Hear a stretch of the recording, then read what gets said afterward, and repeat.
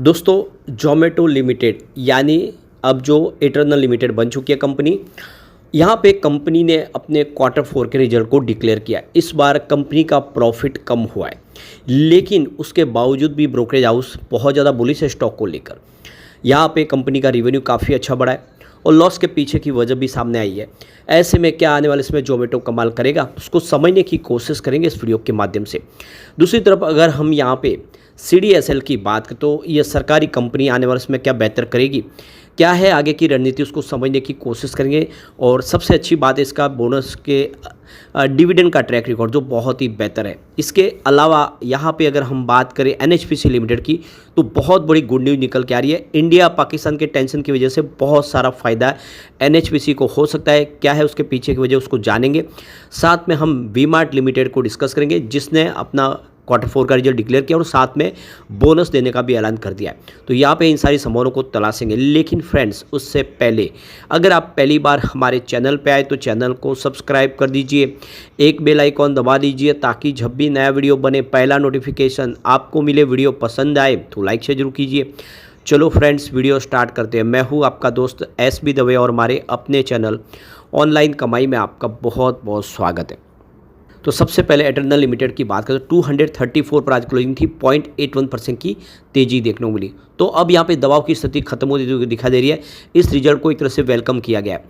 तो जोमेटो और Blinkit brand की पेरेंट कंपनी इटरनल को वित्त वर्ष 2024-25 की चौथी और आखिरी तिमाही में 39 करोड़ का कंसोलिडेटेड नेट प्रॉफिट हासिल हुआ है।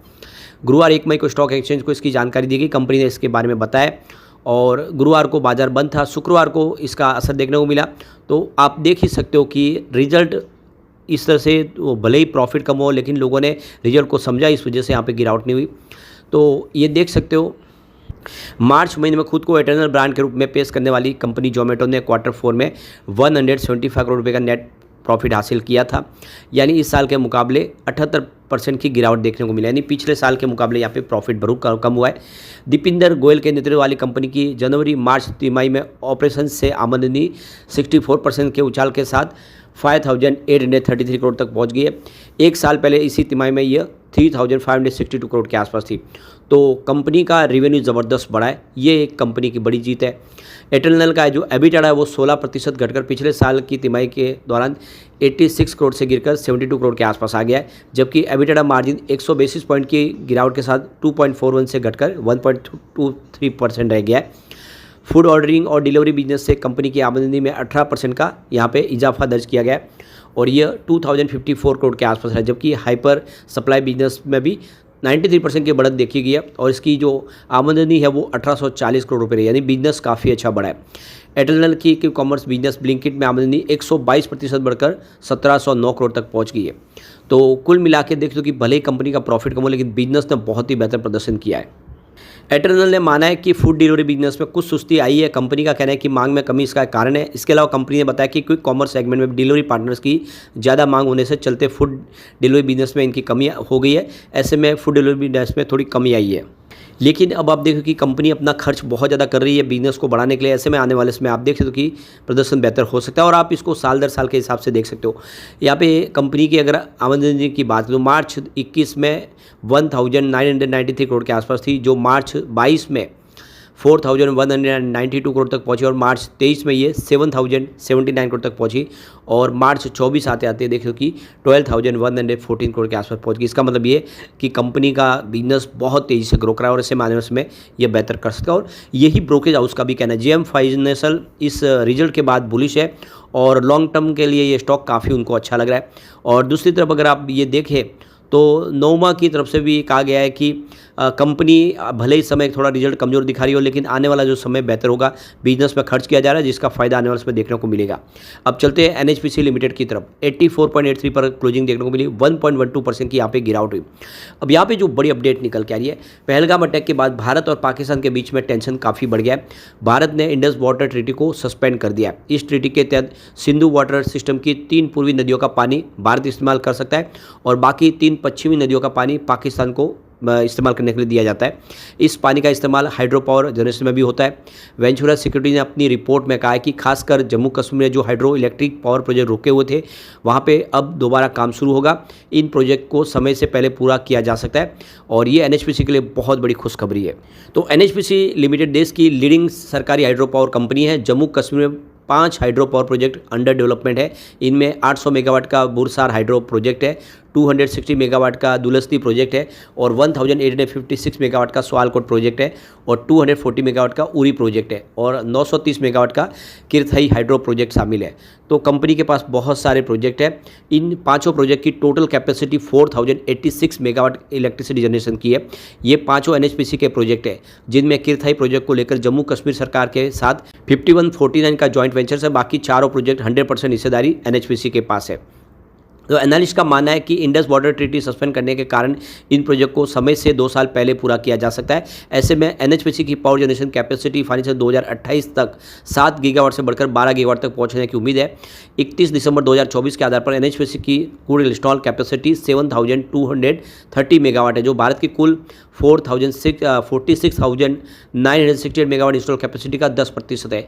इसके 28 पावर स्टेशन है और 10,804 मेगावाट के हाइड्रो प्रोजेक्ट और सोलर प्रोजेक्ट अंडर कंस्ट्रक्शन है और 4112 मेगावाट के प्रोजेक्ट को लेकर क्लियरेंस का इंतजार है, जबकि 4250 मेगावाट के प्रोजेक्ट अंडर सर्वे है और इन्वेस्टिगेशन फेज में। कुल मिला के कंपनी का आउटलुक काफ़ी अच्छा नज़र आ रहा है और ऐसे में एनएचपीसी को बहुत सारा फायदा हो सकता है इंडस वाटर ट्रीटी के सस्पेंड होने से और जल्दी ये सारे प्रोजेक्ट शुरू होंगे। ऐसे में एनएचपीसी कमाल कर सकता है। चलते हैं सीडीएसएल की तरफ। 1324 पर क्लोजिंग थी, 0.36% की यहाँ पे तेजी देखने को मिली। अब यहाँ पे सीडीएसएल की परफॉर्मेंस देखें तो 3 मंथ का हाई इसका 1378 का है, 1 ईयर का हाई 1989 का है और यही 5 ईयर का हाई है। यहाँ से तेज़ी से दौड़ने के बाद स्टॉक में काफ़ी गिरावट हुई। इसका 3 मंथ का लो 1047 का है और 1 ईयर का लो 917 के आसपास है, 3 ईयर का लो 440 का है और 5 ईयर का लो 105 का। तो कुल मिलाकर स्टॉक मल्टीबैगर साबित हुआ, लेकिन अब ऊपर से काफ़ी करेक्ट भी हो चुका है। कंपनी का बहुत ही शानदार डिविडेंड का ट्रैक रिकॉर्ड है। आप देख लो कि मई 2021 में कंपनी ने 9 रुपये का डिविडेंड दिया था, ये फाइनल डिविडेंड था और अप्रैल 2022 में कंपनी ने 15 रुपये का डिविडेंड दिया था फाइनल डिविडेंड और 2 मई 23 के अंदर देखें तो 16 रुपये का डिविडेंड दिया कंपनी ने। और यहाँ पे देख सकते हो कि पहली बार यानी अब 2024 में कंपनी ने 2 बार डिविडेंड दिया है। एक बार स्पेशल डिविडेंड दिया ये 5 मई 2024 को 3 रुपये का और 4 मई 2024 को फाइनल डिविडेंड दिया है ये 19 रुपये का। तो दोनों मिला के अगर देखें तो ये आपको 22 रुपये का डिविडेंड दिखाई देगा और ये सबसे शानदार अभी तक का डिविडेंड है। इससे एक बात क्लियरली समझ में आ रही है कि कंपनी लगातार डिविडेंड दे रही है। ऐसे में आने वाले समय सीडीएसएल कमाल कर सकता है, एक बहुत अच्छा मौका है इन्वेस्टर के लिए। चलते हैं वी मार्ट रिटेल की तरफ। 3216 पर क्लोजिंग थी, 1.54% की गिरावट देखने को मिली। तो कंपनी ने अब 1 शेयर के ऊपर 3 शेयर बोनस देने का ऐलान कर दिया है, बहुत ही शानदार। कंपनी घाटे से प्रॉफिट में आ गई है इस बार। तो वी मार्ट रिटेल ने शेयरधारकों के लिए बड़े तोहफे का ऐलान कर दिया है। कंपनी निवेशकों के लिए 3:1 के रेशियो में बोनस शेयर देने की घोषणा की है, यानी कंपनी के हर एक शेयर पर 3 शेयर बोनस दिए जाएंगे। वी मार्ट रिटेल ने अभी बोनस शेयर की रिकॉर्ड डेट अनाउंस नहीं की है, तो अभी मौका है, आप इसमें खरीदारी करेंगे तो आपको बोनस का फ़ायदा मिल जाएगा। वैसे इस बार कंपनी ने डिविडेंड का कोई ऐलान नहीं किया है। तो वी मार्ट रिटेल का मार्च 2025 में प्रॉफिट में आ गई है कंपनी। रिटेल कंपनी को जनवरी मार्च 2025 की तिमाही में 18.5 करोड़ रुपये का प्रॉफिट प्राप्त हुआ है। 1 साल पहले कंपनी को 39 करोड़ का नेट लॉस हुआ था, तो कंपनी बड़े लॉस से प्रॉफिट में आ चुकी है। मार्च 2025 में कंपनी का रेवेन्यू है उसमें सालाना दर पर 16.7% की वृद्धि देखने को मिली, जो 780 करोड़ तक पहुंच गया। वही चौथी तिमाही में कंपनी का EBITDA सालाना दर पर 70% की जंप के साथ 68 करोड़ तक पहुँच गया। कंपनी का EBITDA मार्जिन 270 बेसिस पॉइंट बढ़कर 8.7% पर पहुँच गया, जो कि 1 साल पहले 6% के आसपास था। तो बहुत ही बेहतर प्रदर्शन किया है और ऐसे में आने वाले समय वी मार्ट के अंदर एक अच्छी अपॉर्चुनिटी दिखाई दे रही है और पिछले 2 सालों में 63% का इसने पॉजिटिव रिटर्न भी दिया है, काफ़ी अच्छी बेहतर रिटर्न दिया है। और कंपनी लगातार लॉस में थी, इस वजह से प्राइस नहीं बढ़ पा रही थी, लेकिन अब कंपनी प्रॉफिट में आ गई है, तो आने वाले समय काफ़ी बेहतर प्रदर्शन हो सकता है। लेकिन फ्रेंड्स, कोई भी इन्वेस्टमेंट करने से पहले अपने फाइनेंशियल एडवाइजर से एडवाइस ले ले या अपना खुद का रिसर्च करें, क्योंकि मैंने वीडियो आपके एजुकेशनल पर्पज़ के लिए ही बनाया। वीडियो पसंद आए तो लाइक से जरूर कीजिए और चैनल को सब्सक्राइब कर दीजिए। Thank you friends.